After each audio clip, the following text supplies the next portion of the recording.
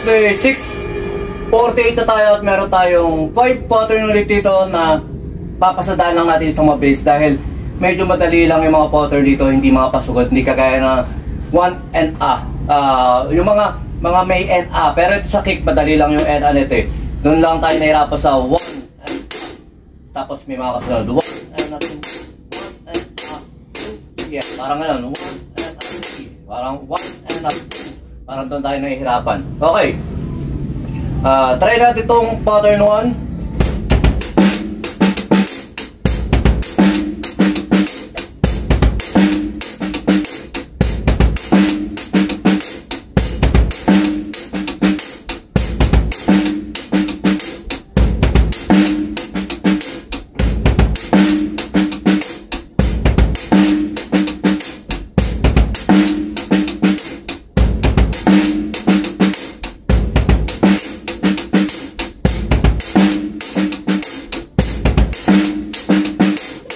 Okay, basic na lang yung pattern 1 na yun sa inyo. Itong pattern 2 medyo maganda at challenging to, kaya try nyo to. Try nyo na mabagal, tapos pag nag-enjoy nyo na, nagamay nyo na, try nyo na mabilis. Okay, pattern 2 ulit.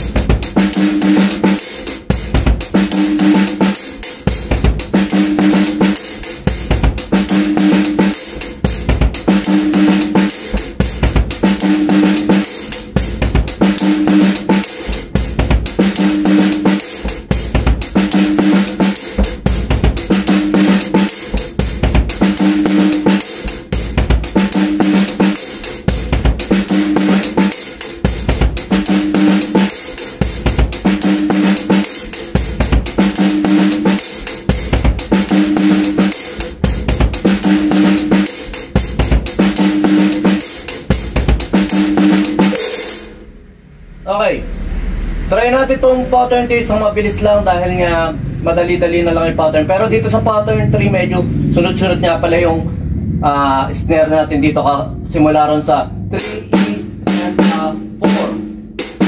3, 4.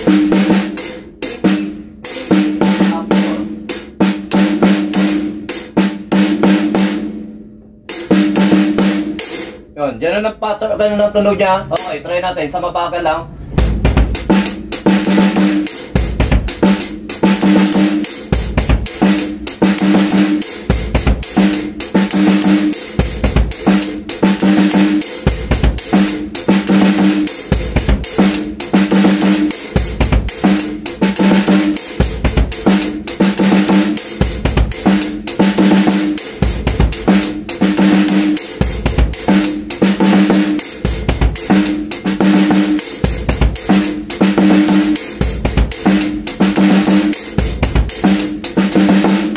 Okay.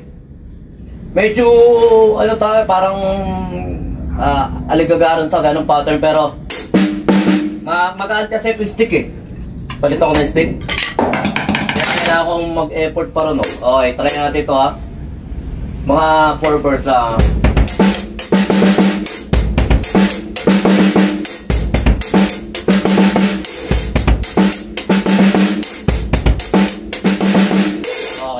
Parang ganun din naman para wala rin pinagbago. Okay, pattern 4. Sa mabilis lang tayo at napakadali lang na pattern nito. Ang counting nga natin dito ay kapareho lang ng mga counting natin nasa una. 1 and a 2 E and 3 and a 4 and. Ulit.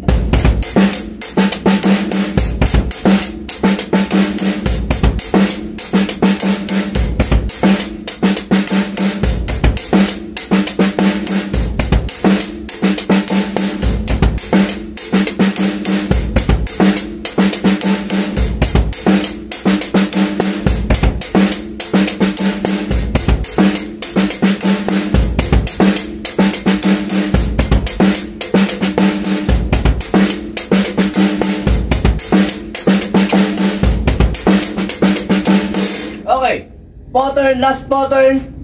At medyo madadali nga lang yung mga pattern natin dito, kaya kahit pa paano napapasataan natin. Itong pattern 4 medyo meron tayong Okay, bagalan lang natin yung sa part na yan. Ulit.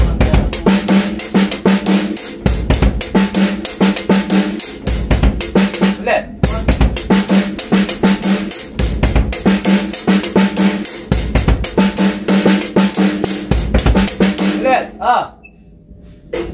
Medyo natidistract ako kasi nga gusto ko nang sabihin sa inyo yung mamaya ko na sasabihin.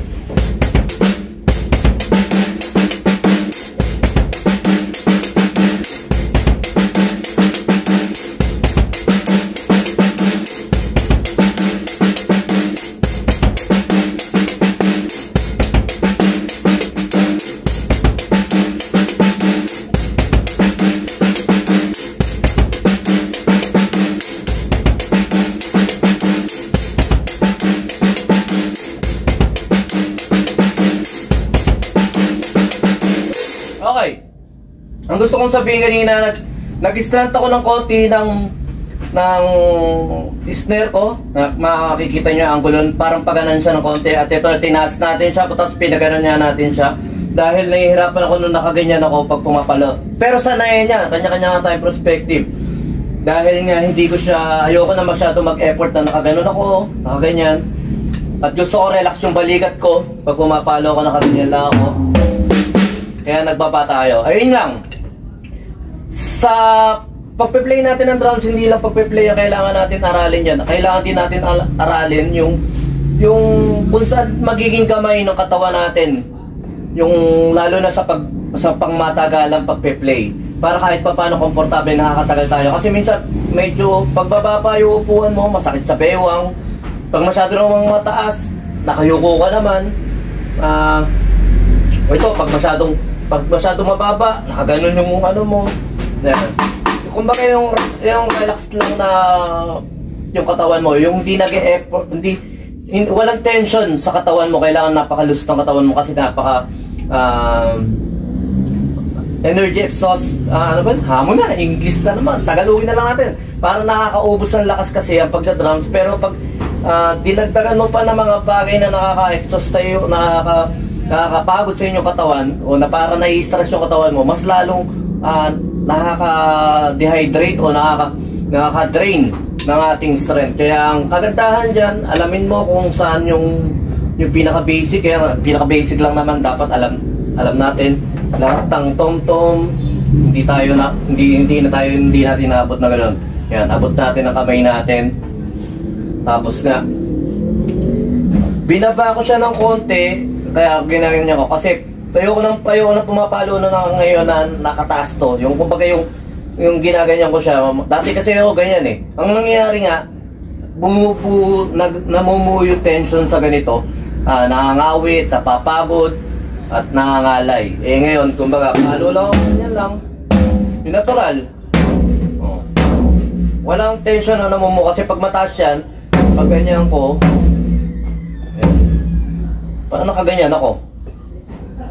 Kaya yung iba na uupo ng mataas, yan, parang ganyan din. Pero kanya-kanya nga tayo ng perspective ngayon. Ako, nagsimula ako sa sobrang taas at napakataas ko talaga mag-upuan eh. Pero dahil nga, inaaral-aral natin kung saan yung babagay sa katawan natin. Kaya nga, sa pag-upo sa drums, meron lang syempre mga ibang basic rules. Try nyo rin yung mga basic rules na gano'n niya, yung kailangan syempre, konting pa-slot ng konti rito, tapos yung pinaka-ganito natin, nakapaganyan ng konti. Hindi tayo yung nakaganyan tayo sa upuan, mababa yung upuan. Yan. Basta ganyan lang, relax lang. Pag umupo ka, ganyan. Ito kasi binaba ko to eh. Ipakita ko siya sa parang comparison ko sa upuan ah. Yan. Mataas pa rin siya sa isang natural na upuan. Titingnan ko siya ngayon sa pangalawa. Yun. Parang mababa naman siya ng konti doon sa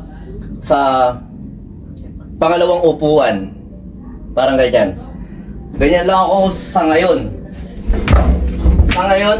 Ganyan lang ako sa ngayon mag-upuan. Ganito lang. Pero dati kasi tatlo, mataas ako mag-upuan eh. Pero dahil nga gusto kong komportable muna, ganito muna ginagawa natin. Binabaan natin siya. Okay.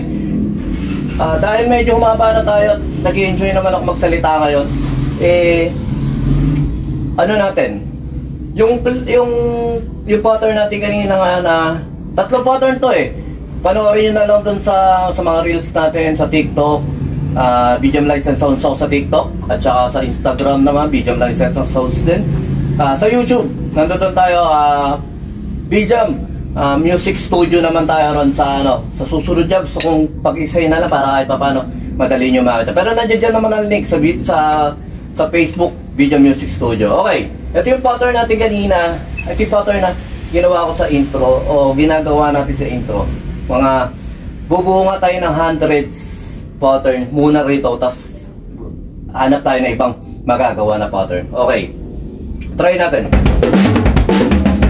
Okay, ang uunahin natin, play ko muna siya.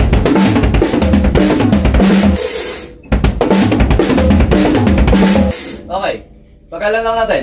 Kick, kick, kick.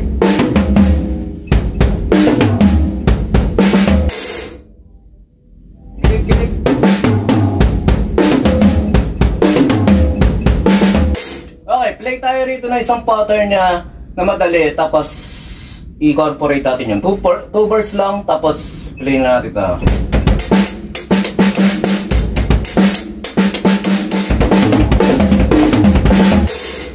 Yun lang. Diba, napakabilis lang ng 2 bars halos, tapos 2 bars lang din tong ginagawa natin 60 notes, ganun lang. O, gawin natin dalawang ulit para kahit papano maganda-ganda.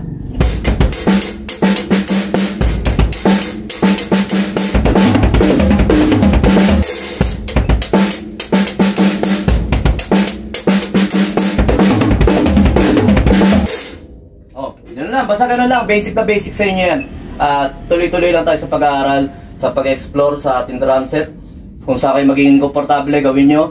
At wala namang babaril sa inyo bigla-bigla pag pinihit nyo yan. Ako ang tawag sa akin yung mga dating kong kabanda. Shoutout kila pare Herdal na pare Erwin. Ang tawag sa akin boy pihit. Kasi hindi ako maperme sa tono ng snare, sa tono ng tom-tom. Kasi syempre may mga tugtog-tugtugan na ito yung kailangan ng tono, ito yung kailangan ng tunog. Doon ko ini-explore habang ako'y bata-bata pa nun.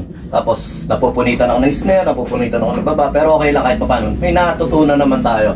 At doon tayo natututo syempre sa mga pagkakamali natin na ganun. Pero syempre may mga pagkakamali na mahal. Kaya ingat din tayo syempre magkamali. Pero wag kayong matakot magkamali, tuloy-tuloy lang, lalo na sa drums. Kung magkamali ka sa piliin, sa pagpasok sa ganito, tuloy mo lang, enjoy lang tayo. Okay lang, yun, medyo mahaba na to. At saka undas nga pala ngayon, November 1. Ingatan lahat, at saka salamat sa mga nag-birthday kahapon, si Jamie, love you Litnak, at saka kay Tito Haji, kay Pare Moncha, birthday ko din pala kahapon. At sino pa, sa lahat ng mga nagbe-birthday, happy birthday sa inyo. At saka ngayon, happy birthday sa lahat na may birthday ngayon. Kay Boss Bam, client natin. Marami pang may birthday ng November 1 Okay, pero yun lang. Basta sumayin nyo kapayapaan. Peace be with you. God bless.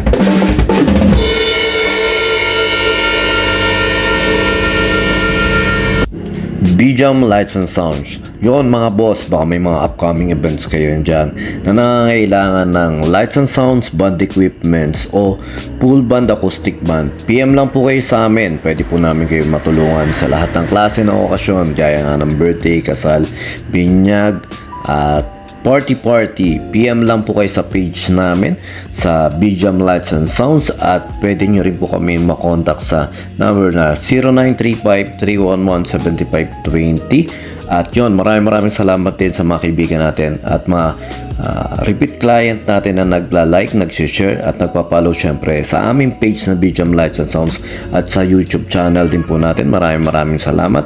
At yon, maraming salamat sa patuloy na pag-like, pag-follow, pag-comment nyo rin po syempre sa aming page at sa mga posts namin. Yon, maraming salamat. Yun lang, sa may inyong kapayapaan. Peace be with you. God bless.